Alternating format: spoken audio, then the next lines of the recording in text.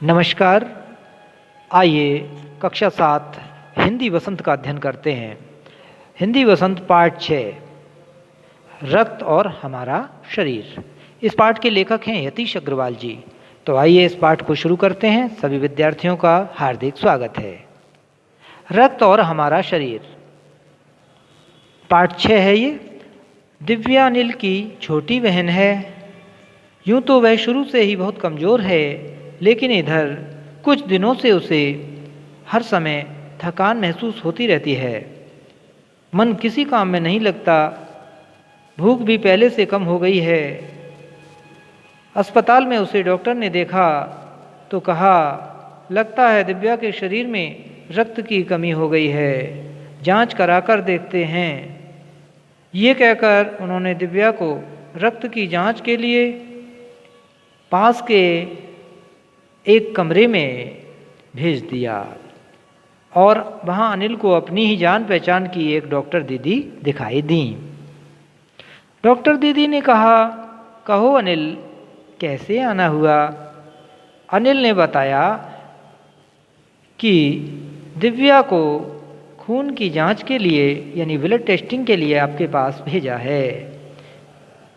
इतना सुनते ही डॉक्टर दीदी ने दिव्या को बुलाया और उसकी उंगली से रक्त की कुछ बूंदें यानी ब्लड की कुछ ड्रॉप्स एक छोटी सी शीशी में डाल दी और स्लाइड पर लगा दी। फिर अनिल से कहा, अनिल, तुम कल अस्पताल आना और अपनी ये रिपोर्ट ले जाना, ओके? अगले दिन अस्पताल जाता है। अनिल अगले दिन अस्पताल पहुंचता है और जैसा बताया था डॉक्टर दीदी ने, उसी टाइम पर वो पहुंच जाता है। अगले दिन अस्पताल पहुंचकर अनिल ने डॉक्टर दीदी के कमरे पर पहुंचा और दरवाजे को दस्तक दी, खटखटाया। अंदर से आवाज़ आई, आ जाइए, कम इन प्लीज़। अनिल ने कमरे में प्रवेश किया और कहा, धन्यवाद। इस प्रकार से वह डॉक्टर के पास पहुंचता है और उसने पाया कि डॉक्टर दीदी सूक्ष्मदर्शी द्वारा एक स्लाइड की जांच कर रही थीं। दीदी के इशारे से वो पास पर ही एक कुर्सी पर बैठ जाता है। स्लाइड की जांच पूरी होने पर डॉक्टर दीदी ने साबुन से हाथ धोए और तौलिए से पहुँचती बोली, दिव्या, अनिल को एनीमिया है, चिंता की कोई बात नहीं है। अनिल के मन में जिज्ञासा हुई, बोली, दीदी एक सवाल पूछूं? बोले, हाँ हाँ, क्यों नहीं। उन्होंने कहा कि एनीमिया से आपका क्या मतलब है? दीदी उसने पूछा, ये जानने के लिए तुम्हें रक्त के बारे में जानना होगा, रक्त, ब्लड। डॉक्टर दीदी ने कहा, फिर बोली, अनिल, देखने में रक्त लाल द्रव के समान तो दिखता है, परंतु इसमें सूक्ष्मदर्शी द्वारा देखें तो भानुमति के पिटारे से कम नहीं। मोटे तौर पर इसके दो भाग होते हैं। एक भाग जो तरल होता है, जिसे हम प्लाज्मा कहते हैं, समझ में आता है? प्लाज्मा, जिसका तरल भाग, और इसका जो तरल भाग है, आप समझ गए होंगे कि इसे क्या कहते हैं, प्लाज्मा।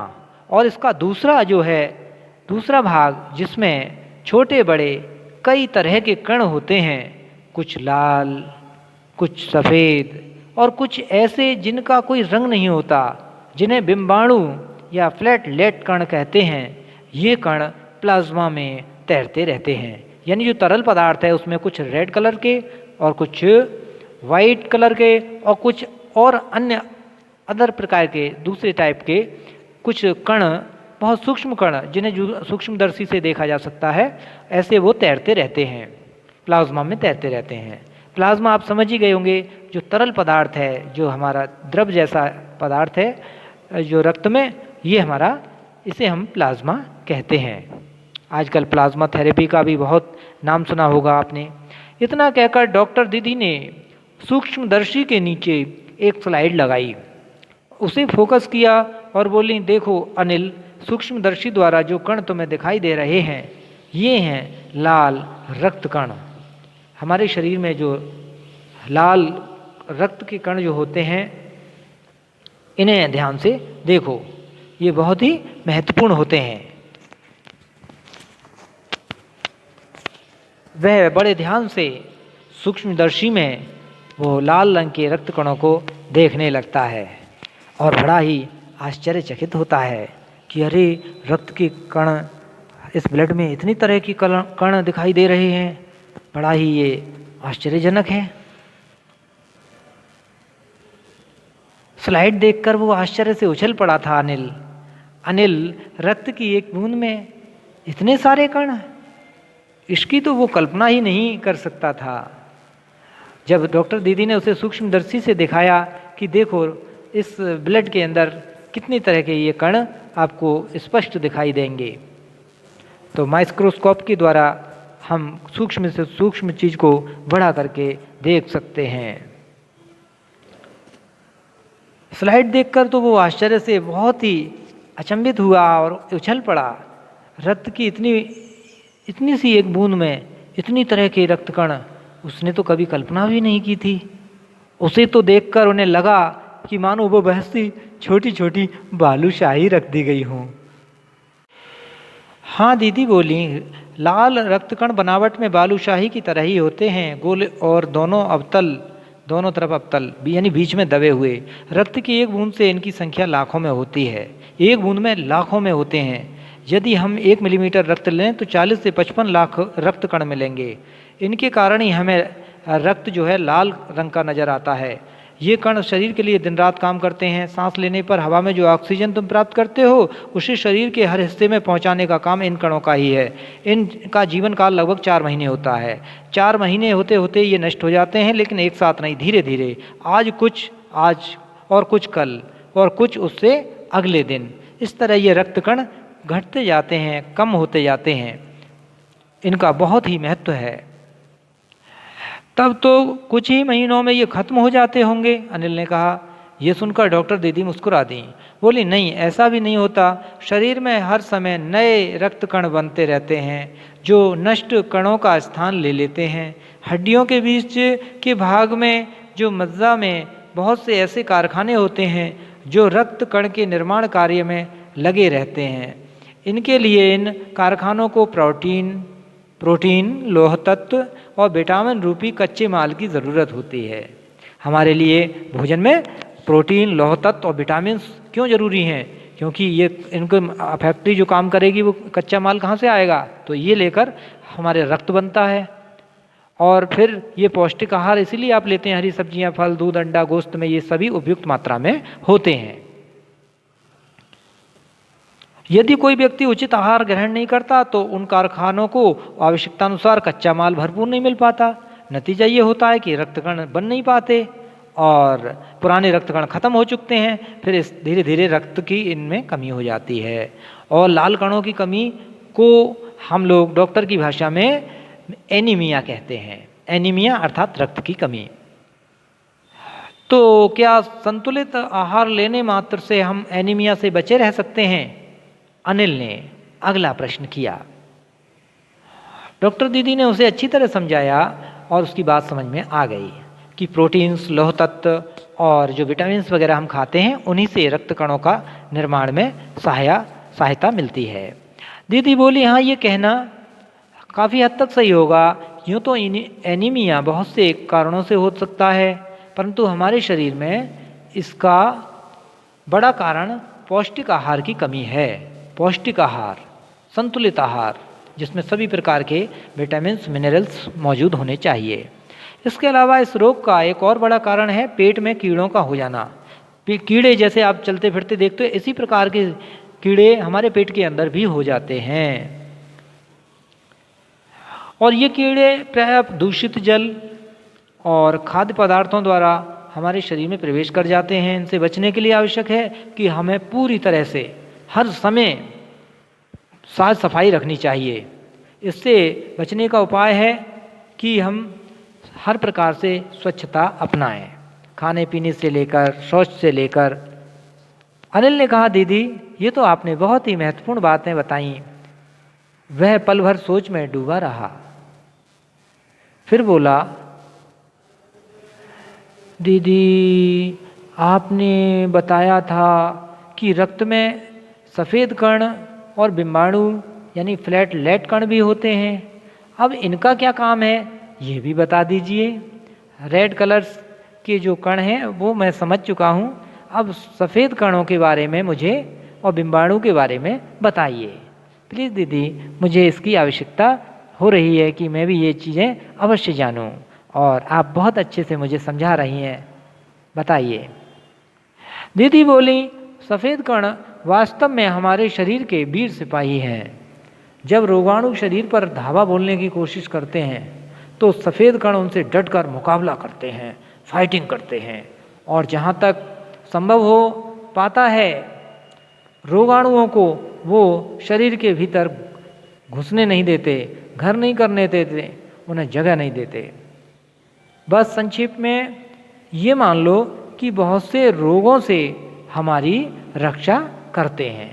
तो जो हमारे रक्त में, ब्लड में जो सफ़ेद कणिकाएं होती हैं, रक्त कणिकाएं, वो जो है हमें रोगों से बचाती हैं, विभिन्न प्रकार की बीमारियों से हमें बचाने में हमारी सहायता करती हैं और वो रोगों से लड़ती हैं और रोगों को हमारे शरीर में प्रवेश नहीं करने देती।